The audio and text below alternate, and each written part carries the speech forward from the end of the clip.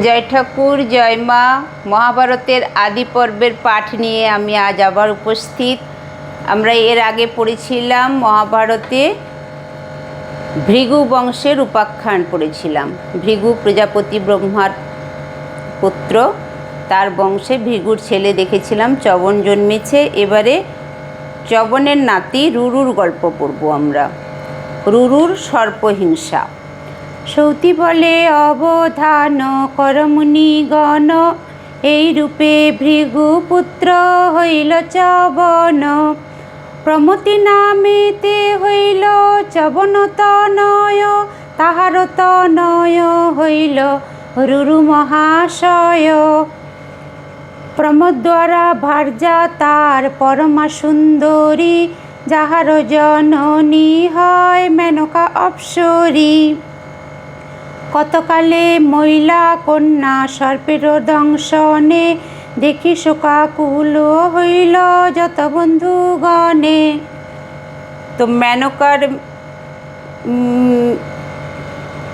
মেনকার নাতনি ছিল রুরুর বউ, তো সে সাপের দংশনে মারা গেল। ভার্যার মরণ শোকে প্রমতি নন্দন, একাকী অরণ্য মধ্যে করয়ে ক্রন্দন। মুনির ক্রন্দন শুনি যত দেবগণ, দেবদূতে পাঠাইল প্রবোধ কারণ। দেবদূত বলে রুরু কান্দ কি কারণে, মরিল তোমার ভার্যা আয়ুর বিহনে। ইহার উপায় আর নাহিক ত্রিলোকে, আছো এ উপায় এক কহিব তোমাকে। আপন অর্ধেক আয়ু যদি কে দেহ তারে, তবে পাবে নিজ ভার্যা কহিনু তোমারে। অর্ধ আয়ু দিব রুরু কইল অঙ্গীকার, জিউ করছে ভার্যা মোর কর প্রীতিকার। এত শুনি দেবদূত রুরুকে লইয়া, যমের ভবনে গেল বিমানে চড়িয়া। যমের কহিল দূত সব বিবরণ, অর্ধ আয়ু স্ত্রীকে দিল প্রমতি নন্দন। ধর্মরাজ বলে পাবে তোমার গৃহিণী, যাও যাও নিজালয়ে যাও দ্বিজ মুনি।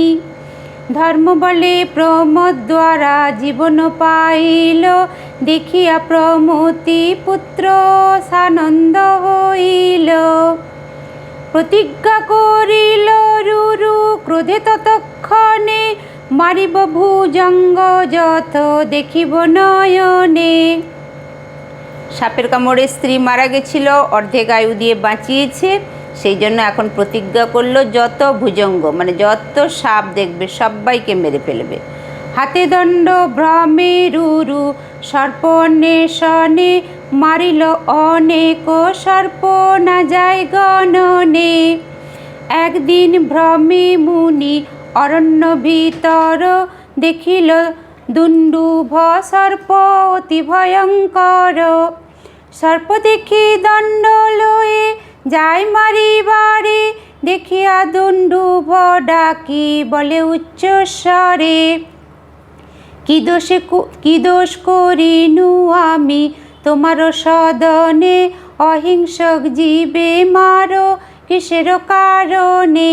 রুরু বলে দোষ গুণ না করি বিচার, সর্প পেলে সংহারিব প্রতিজ্ঞা আমার। দুণ্ডুভ বলিল আমি নামে মাত্র সাপ, অহিংসক হিংসনে জন্মায় মহাপাপ। এতে শুনিয়া রুরু ভাবিয়া তখন, জিজ্ঞাসিল কহ তুমি কোন মহাজন। সর্প বলে ছিনু আমি মুনির কুমার, খগম নামেতে সখা ছিলেন আমার। তালপত্রে সর্প এক করিয়া রচন, সখারে দিলাম আমি রহস্য কারণ। সর্প দেখি মোহ গেল মুনির তনয়, ক্রোধ করে সাপ মোরে দিল মহাশয়। হীন বীর্য সর্প হইয়া থাকহ কাননে, পুনরপি বলে মোরে সদয় বচনে। অচিরে হইবে মুক্ত শুনো প্রাণ সখা, রুরুর সহিত যত দিন নহি দেখা। আমরা এখন কথায় কথায় সবার পেছনে কত পড়ি, তখন দেখো একটুও নিজের বন্ধু প্রাণ সখা তাকে একটা পাতার মধ্যে সাপ এঁকে দেখিয়ে দিয়েছিল, তাতে ক্রোধ করে অভিশাপ দিয়ে দিল যে যাও তুমি সাপ হয়ে থাকো এখন। তবে আবার সঙ্গে সঙ্গে তার ক্রোধ শান্ত হলো, বলল রুরুর সঙ্গে যেদিন দেখা হবে সেদিন তোমার এই সাপ মোচনও হয়ে যাবে। প্রমতির পুত্র তুমি, ভৃগুবংশে জন্ম, ব্রাহ্মণ হইয়া কেন কর ক্ষত্র কর্ম। ব্রাহ্মণেরও কর্ম নহে লোকের হিংসন, স্বল্প দোষে দেখো মোর দুর্গতি লক্ষণ। অহিংসা পরম ধর্ম করহ পালন, ভয়ার্থ জনের রক্ষ করিয়া যতন। এবার ওই সাপের মোচন হলো, সাপ মুক্তি হলো। তো তখনও বলছে যে তুমি ভৃগুর বংশে জন্মেছ, ব্রাহ্মণ হয়ে ক্ষত্রিয়ের কাজ কেন করছো? ক্ষত্রিয়রা হিংসা করবে বা দমন করবে, ব্রাহ্মণের সেটা কাজ নয়। ব্রাহ্মণের কি কাজ? অহিংসা। পূর্বে রাজা জন্মেঞ্জয় সর্পযজ্ঞ কইল, দয়ায় সর্পের কুল ব্রাহ্মণ রাখিল। আস্তিক নামে তে দ্বিজ জরৎকারু সুত, যাহার চরিত্র কথা শুনিতে অদ্ভুত। রুরু বলে কহ শুনি আস্তিক উপাখ্যান, কিরূপে নাগের কুল কইল পরিত্রাণ।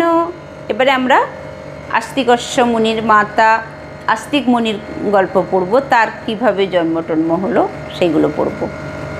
কি কারণে সর্পযজ্ঞ কইল জন্মেঞ্জয়, কহ শুনি মুনি বড় খণ্ডুক বিস্ময়। মুনি কহে সেই কথা কহিতে বিস্তার, শুনিবার চিত্ত যদি আছয়ে তোমার। মুনিগণে জিজ্ঞাসিলে কহিবে সকল, আজ্ঞা দাও যাব আমি আপনার স্থল। এত বলি দিব্য মূর্তি হইল ততক্ষণে, অন্তর্ধান হইয়া মুনি গেল যথাস্থানে। বিস্ময় জন্মিল রুরু মন দুঃখ তাপে, আপনারে গৃহে আসি জিজ্ঞাসিল বাপে। প্রমতি বলেন আমি তাহা সব জানি, আস্তিকের উপাখ্যান অদ্ভুত কাহিনী। মহাভারতের কথা অমৃতের ধার, শ্রবণের সুখ হইয়া বিনা নাহি আর। কাশীরাম দাসের প্রণাম সাধু জনে, পাইবে পরম প্রীতি যাহার শ্রবণে। তো আজ আমরা কি পড়লাম? রুরুর সর্পহিংসা পড়লাম, আর এরপরে আমরা আস্তিকের গল্প পাবো। তো আস্তিকের গল্প কালকে শুনি, জরৎকারু মুনির উপাখ্যান। আজ এতটাই, আজকে এতটা শোনো। এবারে রোজ এমনি ছোট ছোট করে দিতে থাকবো, রোজ দেব। জয় ঠাকুর, জয় মা।